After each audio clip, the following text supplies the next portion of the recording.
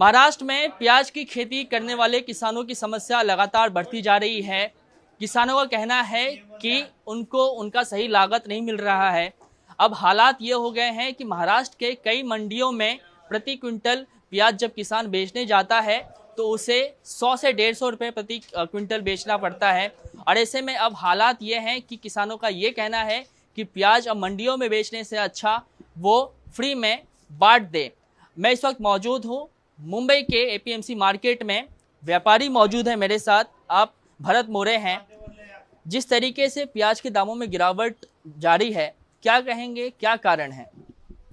देखिए, मुख्य कारण तो ये है, प्याज में गिरावट है। इससे तो मैं जानकारी आपको दे रहा हूँ कि प्याज में गिरावट सही में है, लेकिन ये नहीं जानते हैं कि प्याज में गिरावट क्यों है।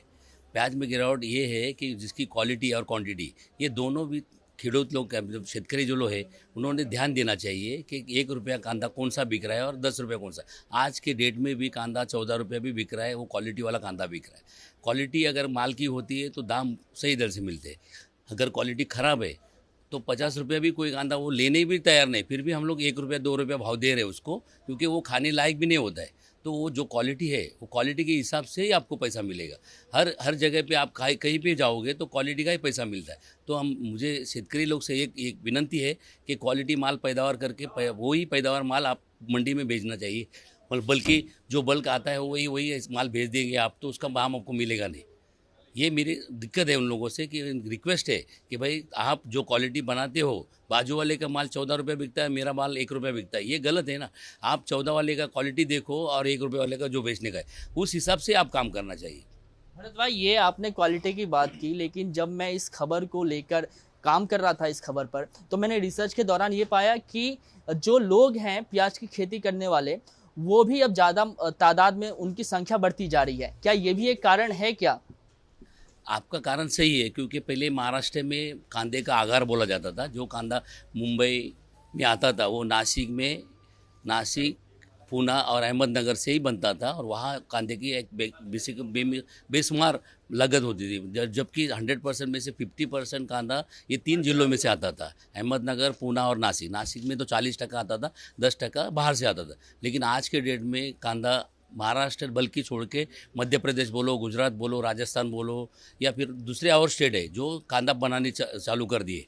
तो जो क्वालिटी जो क्वांटिटी जो चाहिए थी पहले ज़माने की थी, मतलब 20 साल से मैं ये धंधा कर रहा हूँ, 20 साल में जो आता था, समझो हम लोग तभी बेचते थे, तभी आता था एक गाड़ी। जो हमारा शेतकरी था वो एक गाड़ी बनाता था, वो वही शेतकरी आज 10 गाड़ी कांदा पकाता है। तो वो जिसकी लागत है वो बढ़ गई ना। लेने वाले लोग तो उतने रह गए, खाने वाले लोग उतने रह गए, लेकिन जो बनाने वाला है, जो प्रोडक्शन निकालने वाला आदमी है, वो शेतकरी है। वो नहीं सोचता कि मैं एक गाड़ी के बदले में 10 गाड़ी बेच रहा हूँ। तो उसकी वजह से उसका प्रोडक्शन बढ़ गया, प्रोडक्शन से लेने वाले कम हो गए।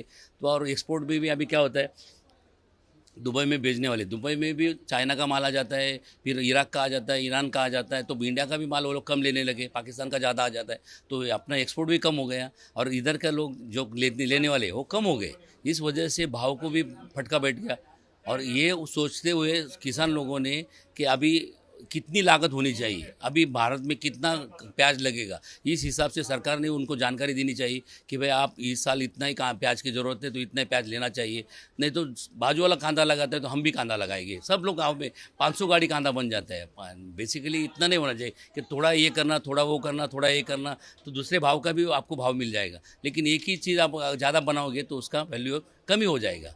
बेसिकली ये सब डिपेंड करता है कितना खपत है, उसके ऊपर से लागत कितनी। आपने पहले जिक्र किया कि जो क्वालिटी है उसमें किसान मार खा जाते हैं, और फिर नतीजन ये होता है कि न्यूनतम जो है वो 50 पैसा या 1 रुपये में उनकी बिक्री होती है। दूसरा, आपने जिक्र किया कि जिस तरीके से जो लोग हैं वो बढ़ते जा रहे हैं, तो कहीं ना कहीं आप ये समझते हैं कि लोगों को जो है, जो किसान खेती करता है, उसको जानकारी, जागरूक होने की जो ज़रूरत है, कृषि जो है वो शिक्षा की ज़रूरत है, एक प्रॉपर गाइडेंस की ज़रूरत है। देखिए, अभी यहाँ किसान के लिए जागरूक तो बहुत कर रहे हैं सरकार, लेकिन सरकार की ये भी एक जागृति होनी चाहिए कि मार्केट कमेटी पहले 3-4 थी, अभी 300 बना दी।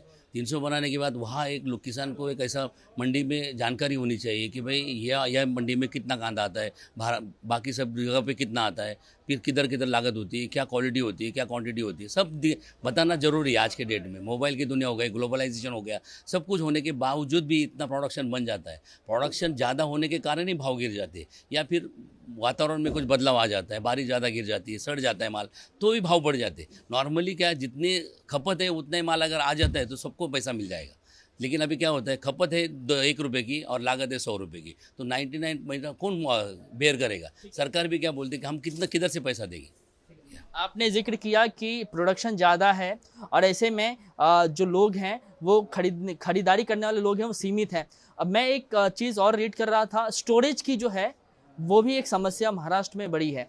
किसान जो खेती तो करता है लेकिन स्टोरेज जो है वो प्रॉपर नहीं कर पाता है, उसके वजह से भी उनको नुकसान सहना पड़ता है। कांदे का स्टोरेज ये चीज़ ऐसा है, जो कांदा जो है वो स्टोरेज न होने वाली चीज़ है।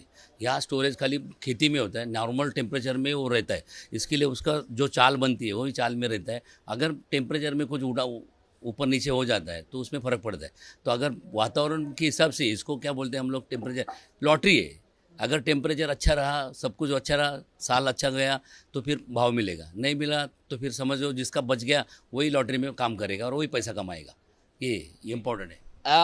ये सब जो है इतर बातें हो गई हैं। अगर मैं ख़ास तौर पे बात करूं मुंबई की एपीएमसी मार्केट की, तो उसका मौजूदा हालात मुंबई की एपीएमसी मार्केट की क्या है? देखिए 20 साल पहले पुराने मुंबई मार्केट एक सबसे बड़ा मार्केट था। यहाँ से गुजरात बोलो, मध्य प्रदेश बोलो, राजस्थान बोलो, यूपी बोलो, यहाँ से माल जाता था। बल्कि यहाँ के बाजू वाले स्टेट है, बाजू वाले ये है अपने नगर है, समझो ठाना है, वसई है, भिवंडी है, पनवेल है, ऐसे बड़े बड़े शहर में यहाँ से माल जाता था।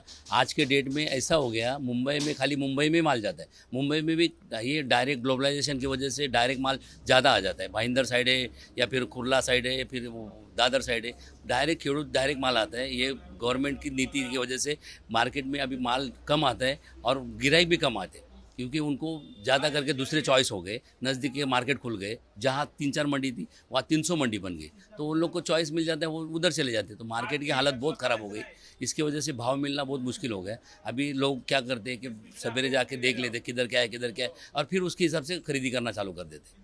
अगर मैं आज प्रॉपर इस एपीएमसी मार्केट की बात करूं तो रोज़ाना कितना जो है आवक है प्याज का, और प्रति क्विंटल कितना जो है आप लोग दाम देते हैं? अभी यहाँ पे मुंबई मार्केट में रोज़ाना आवक है 100 गाड़ी कांदा और 40 या 50 गाड़ी बटाटा। तो हम लोग कांदे के लिए कम से कम 6 रुपया या 5 रुपया लेके 10, 12, 14 रुपये तक भाव देते हैं क्विंटल का। 140 रुपया समझो 10 किलो का भाव होता है। किसानों को जो है किन किन बातों पे ध्यान रखने की ज़रूरत है कि उनकी पैदावार अच्छी हो और जो उनका रेट है वो अच्छा मिले? किन किन बातों पे ध्यान रखना ज़रूरी है? एक व्यापारी क्या चाहता है जब किसान से वो प्याज खरीदता है, तो व्यापारी किन किन चीज़ों को नोट करता है उस चीज़ में? व्यापारी तो सोचता है कि भाई देखो क्वालिटी और क्वांटिटी दोनों ही अच्छे मिलना चाहिए उसको, और सस्ता मिलना चाहिए। वो तो हमेशा ही खुद का फ़ायदा देखेगा।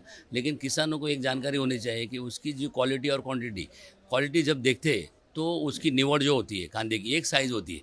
यहाँ क्या करते हैं किसान लोग, आया माल भाव नहीं तो किसी भी हालत में भर दो और इसको अपनी नज़र के सामने से हटा दो, वही गलत चीज़ हो जाती है। उसको अगर वो ग्रेडिंग बराबर करे, शेपिंग बराबर करे, भर्ती अच्छा करे, फिर उसका भाव मिलने में उसको कोई दिक्कत नहीं होगी। लेकिन उसको मैं एक रिक्वेस्ट करूँगा, यही मैं भी एक खेडूत का लड़का हूँ, मैं भी शेतकरी हूँ, तो मेरे को भी ऐसा लगता है कि मेरे माल को भी ज़्यादा भाव मिलना चाहिए।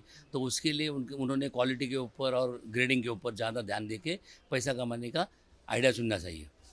तो ये एपीएमसी के व्यापारी हैं भरत मोरे, इनको आपने सुना। इनका साफ तौर पे कहना है कि किसानों को अगर उनके फसल की जो है दाम अगर अच्छा चाहिए तो क्वालिटी पे जो है वो काम करना होगा। जब तक किसान क्वालिटी पे काम नहीं करेंगे तो उनको दाम अच्छा नहीं मिलेगा। और अगर अच्छी क्वालिटी अगर कोई किसान लाता है तो आज भी मार्केट में 12 से 14 रुपये प्रति किलो उनको दाम मिलता है।